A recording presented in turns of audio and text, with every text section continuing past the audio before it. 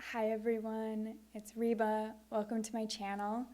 Today I am doing the mid-year freakout tag, and I was tagged by Nathan from Nathan's Nook.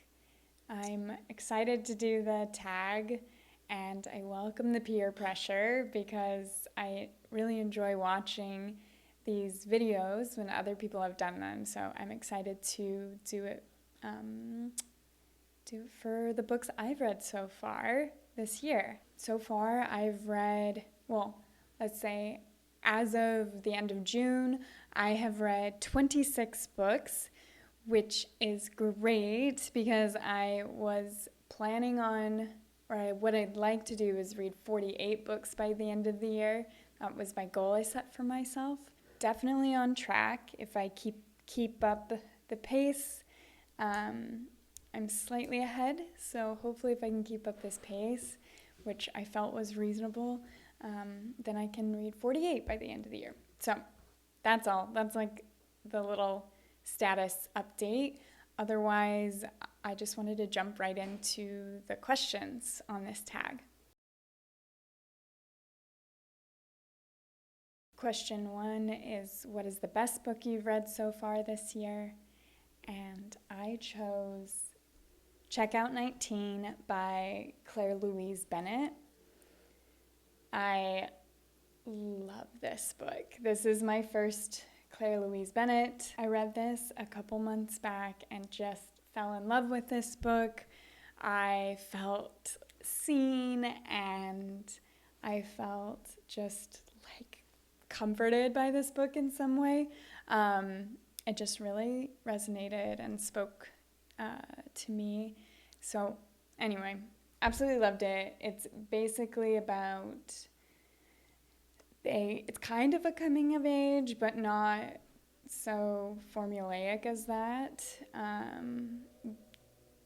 This character is reflecting back on her life and the growth and creativity and artistry that happened to this person and the people that she interacted with, and also all the books and writing that has inspired and encouraged her to become a writer, to write, to use her imagination.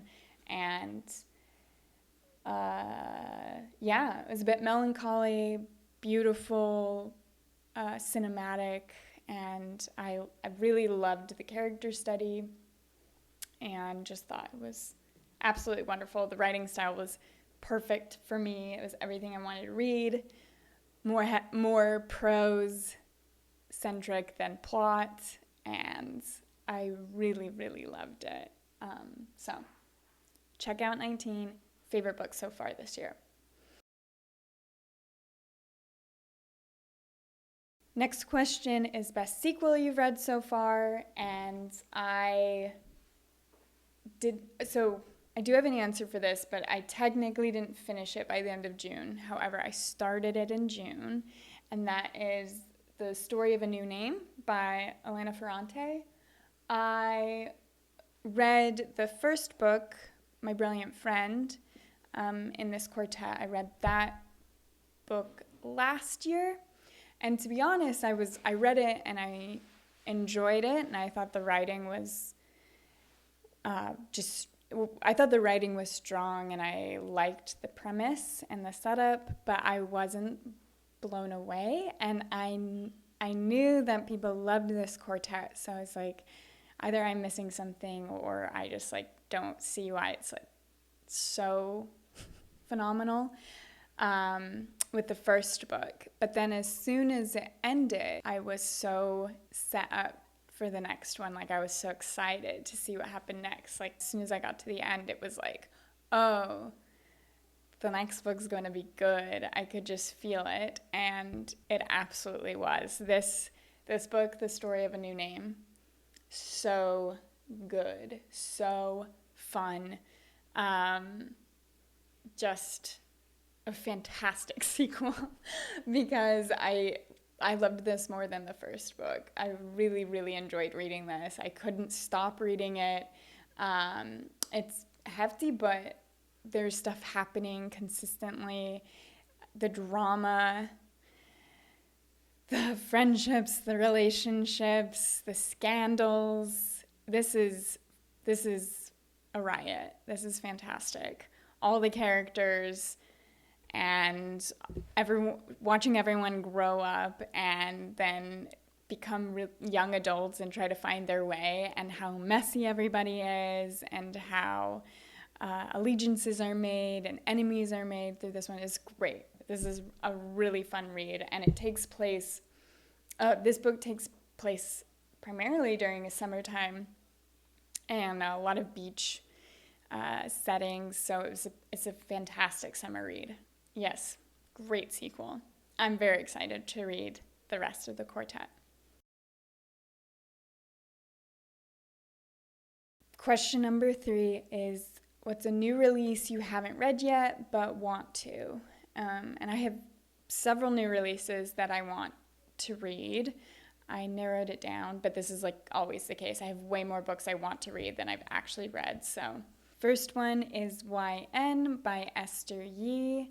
And actually I think Nathan's the one that first put this book on my radar.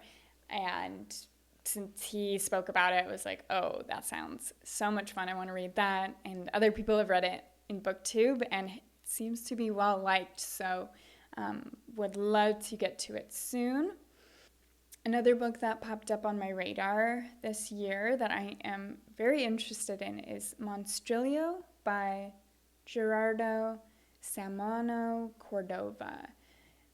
It sounds really good. I don't know. It looks a little sad, but a little magical or like weird horror. I don't know. I don't know.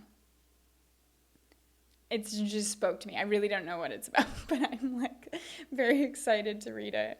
And I've been seeing good things about it. And then the last book that I'm hyped about is Biography of X by Catherine Lacey. I think that's also recently came out. At least it's recently been on my radar. And a lot of people in BookTube have enjoyed it and spoken about it so far. And it sounds like a book I will really enjoy. Dina Clarice, she has recently read it, and she gave the most intriguing review of it. She said it reminded her of a series of unfortunate events, but for adults. And that is very intriguing to me. Those are my new releases I'm excited for.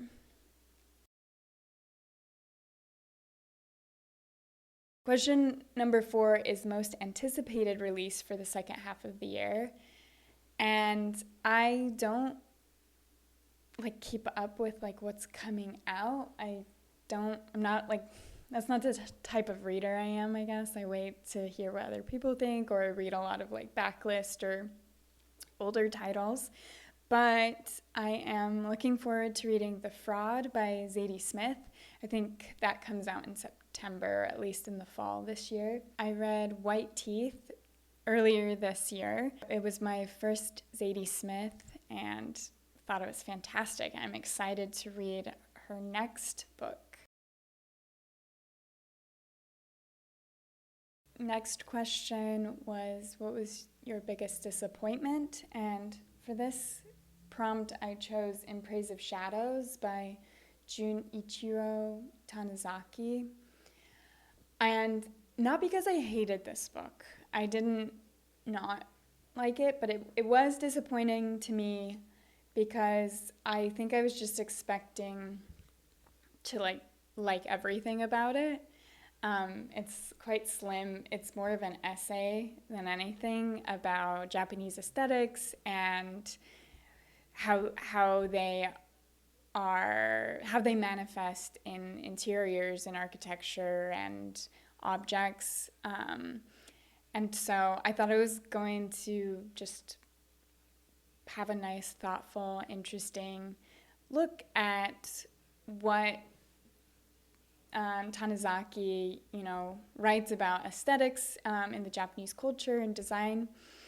But there was a few things that just like made me feel weird. Just how he spoke about women kind of as objects, and then this just like utter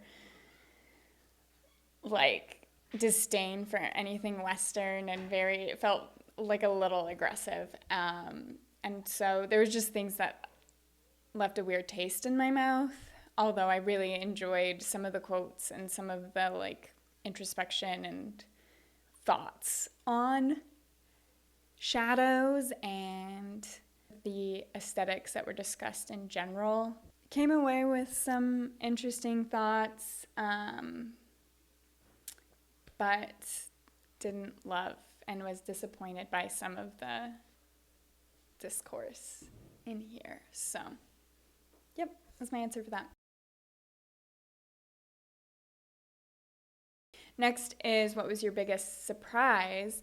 And I would have to say my biggest surprise was The Employees by Olga Ravin. And this is because I was just so surprised at how effective this book was. I absolutely adored it and had so much fun reading it, and sometimes just flip open to some pages and read again. It was such a delightful book. It's set up in like statements, like recorded interview statements, basically, of the human and humanoid and human crew of this generation ship, I guess, in space. And it's mysterious, and you get a little bit more information that you're piecing together as you read through. And there was something delightful about this, although there is like a bleak existential overtone. And I just was so surprised at how impactful and how much fun I had reading this little book. I picked it up knowing it had kind of ran the award circuit, but then I didn't think much. I was just like, oh, it's nice and slim, let's give it a go. And I really, really liked it. So it was just a perfect surprise. The next question is favorite new author, and I will choose Claire Louise Bennett for my answer to this question. Again, she's the person who wrote Checkout 19, which I said was my favorite book of the year, and I am really itching to pick up Pond, which is the other book that she's written so far. So I was just so entranced by Checkout 19. I loved the way she wrote. I just love how her brain works and how she wrote Checkout 19. So I'm so excited to read Pond and see what that's all about. And yeah, I'm so excited that I got introduced to Bennett, and I'm very, very much looking forward to reading more from her. And I hope she continues writing because she's a new fave. Next question is newest fictional crush. And I don't have an answer for this. I had a difficult time thinking of an answer. I don't know. I don't really read, and none of the books I read this year I felt like I was crushing on any of the characters. I felt like I've been reading a lot to find myself in characters, not so much find a crush in a character. So no answer for fictional crush, which I know is boring, but sorry. Next question is newest favorite character. And this I do have an answer for. I actually loved so many characters in the books I've read so far, but the standout character was from Milkman by Anna Burns, and that is the character of Middle Sister, and that is our narrator and the main protagonist in this book. She just is identified by her name, Middle Sister. Everybody in the book doesn't have like proper names. They're all like identifier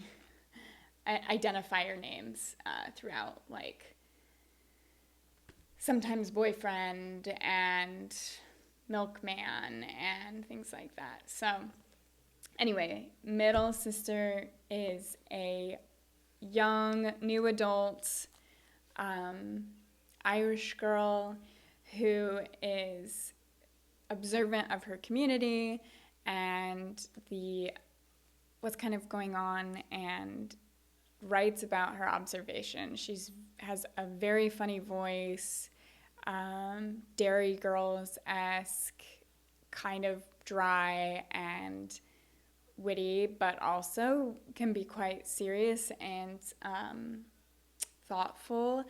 And she just seems like a wonderfully strange, weird, quiet person, but with a lot of depth. And I really liked the character a lot. I really enjoyed reading her perspective and seeing how she made choices. She was sometimes frustrating, and she wasn't this like perfect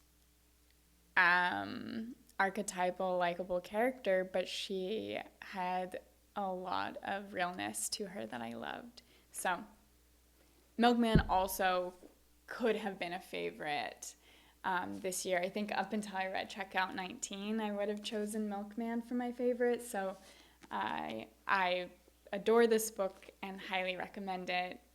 Has my favorite character so far this year.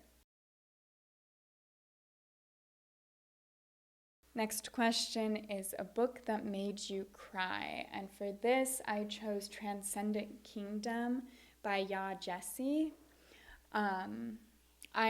I knew she was going to break my heart with this one because I read Homegoing and just bawled.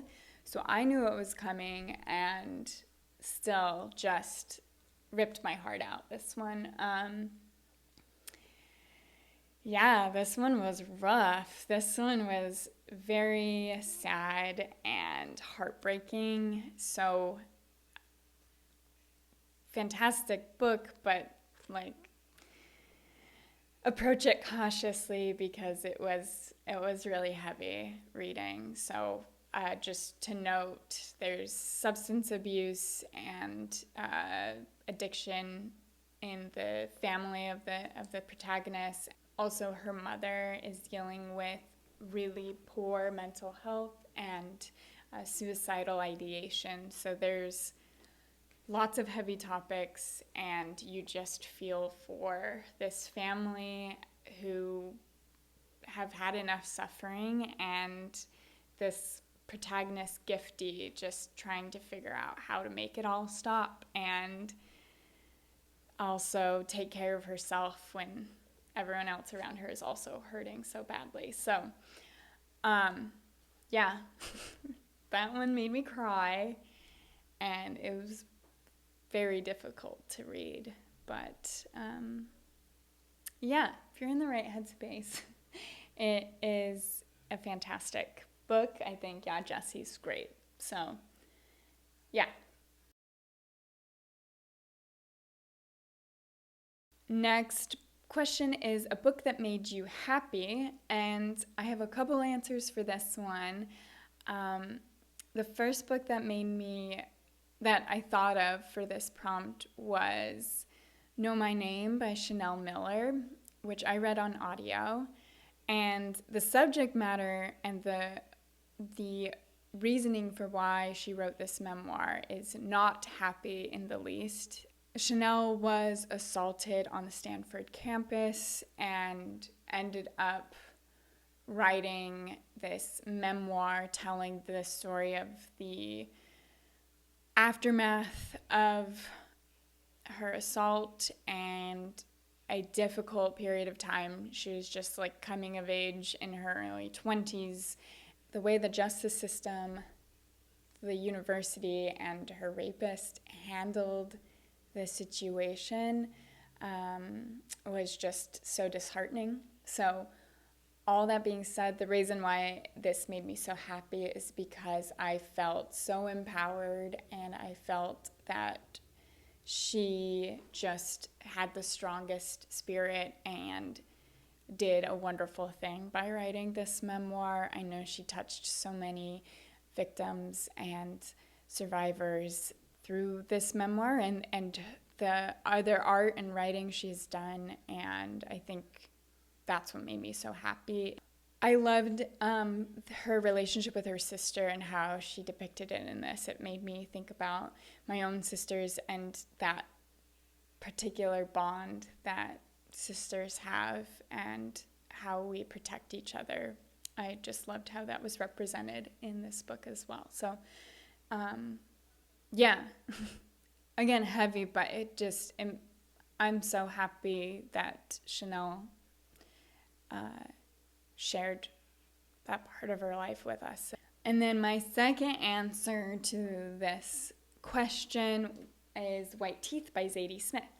Again, I said I read this a few months back, and I really enjoyed reading this. This was a very fun reading experience, and it made me happy every time I was reading it. I picked this up on the recommendation of Renee from So I Read This Book. I had been wanting to read a Zadie Smith and didn't know where to start, and this was I believe her favorite book from last year. So I thought I should start with White Teeth, and I am so glad I did. This is a romp and a riot and just a masterful novel in character and storytelling. There is a giant, huge,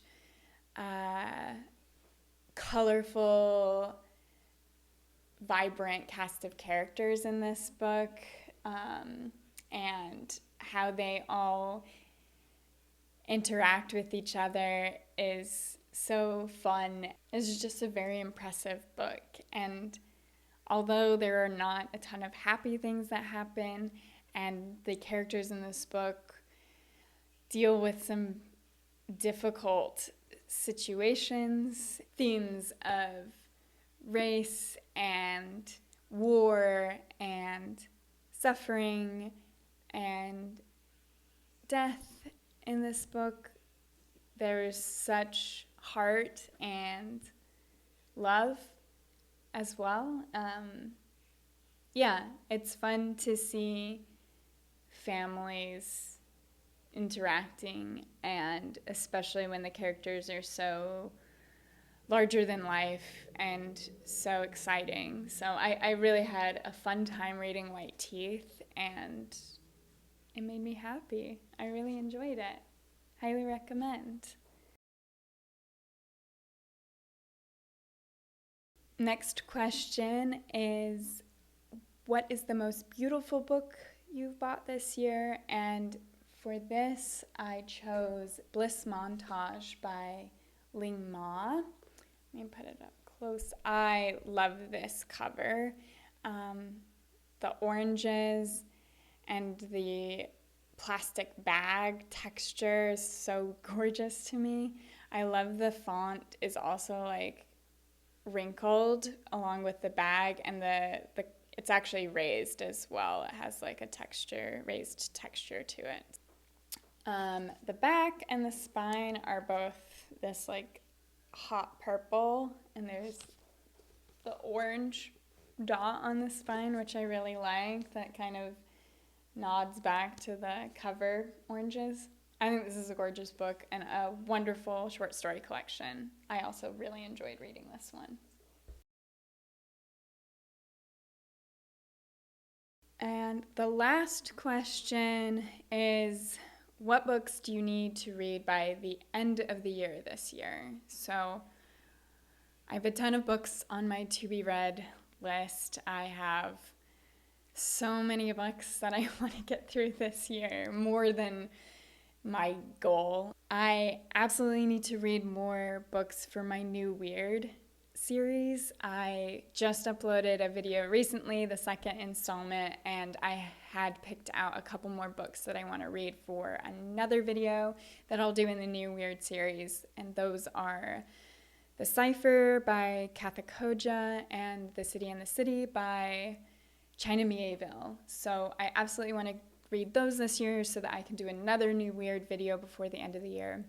And then if I'm able to get through that video, the next one will be the Southern Reach trilogy by Jeff Vandermeer. That would be the next. So we'll see if I can get through all of those.